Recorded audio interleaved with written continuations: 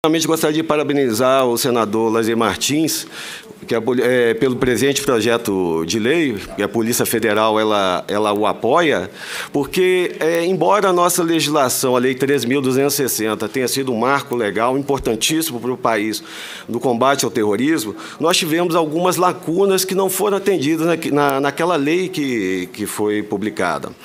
E, para contextualizar, a nossa lei, então, a 13.260, ela, com o texto aprovado, nós tivemos as seguintes situações. Então, definição de terrorismo e nova definição de organizações terroristas, a promoção, constituição, integração ou auxílio à organização terrorista, financiamento ao terrorismo, recrutamento e treinamento, atos preparatórios, a investigação criminal a cargo da Polícia Federal, eu acho que foi uma decisão muitíssimo acertada também, pelo tipo do crime, que vai afetar todos no território nacional, ou fora dele também, Meios especiais de investigação e obtenção de provas, que estão na Lei 12.850, e a prisão temporária. Foi citada aqui a questão da operação hashtag, então é importante que eu faça uma mera consideração, porque na operação hashtag foi um sucesso, ela foi desencadeada 3 meses após a publicação da nossa lei, e nós tivemos 9 condenados, com penas aí que variam de 6 anos, 5, 6 anos a 15 anos e 10 meses de prisão.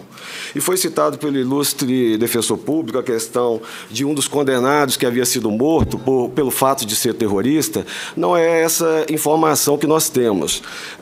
Essa pessoa que foi morta, ela já havia sido condenada anteriormente por homicídio e foi uma questão de briga de facção dentro da penitenciária. A palavra ao senador Lazier Martins, que é o autor do projeto de lei em discussão.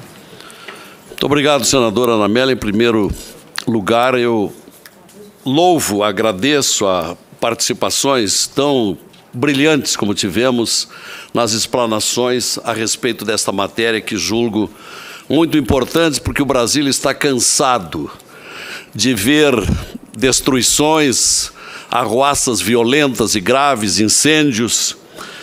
E eu queria dizer que, com relação a tão tocada tipificação, ela está muito explícita no projeto. Ela fala na motivação. E na motivação, os excessos e os resultados. Então, são itens que se conjugam, motivação e resultado.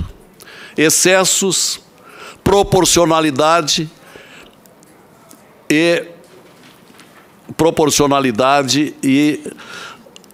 o resultado alcançado.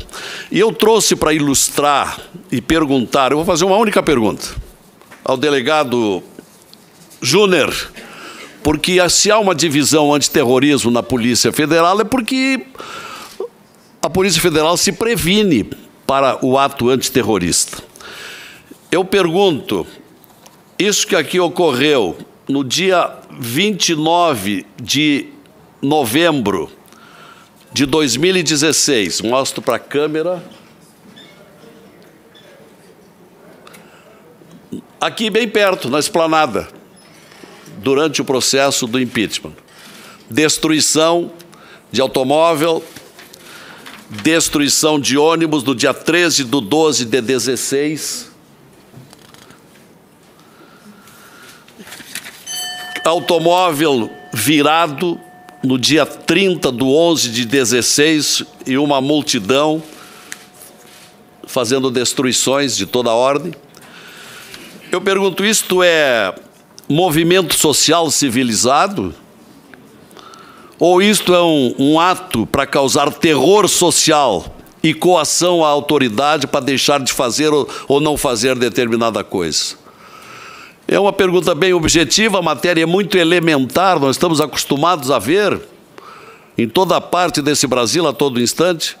Foi lembrado aqui os black blocs, aí aquilo que eles cometem também deve ser encarado como terrorismo ou não?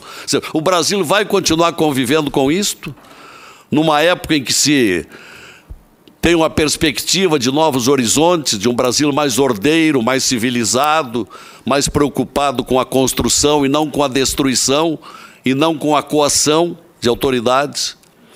Então eu pergunto, se enquadra essa motivação, delegado Júnior, se enquadra a motivação como terrorismo pelo resultado alcançado, né? E pela razoabilidade, que foi a palavra que me fugiu há pouco, como é um princípio adotado por qualquer magistrado, a razoabilidade do interpretar o acontecimento, o fato, se é movimento social ou é terrorismo. Se é um movimento social civilizado, como fez ali, disse o Kim, que fizeram milhões de brasileiros nas ruas, na maior ordem, sem nenhuma vidraça quebrada, sem nenhum carro virado, sem nada. Isto é civilizado. Agora, isto aqui é ou não é terrorismo? É a pergunta.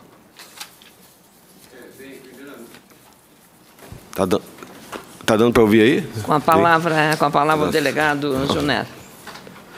Pois bem, pela nossa lei, eu vou responder primeiro com relação ao enquadramento hoje da nossa lei antiterrorismo.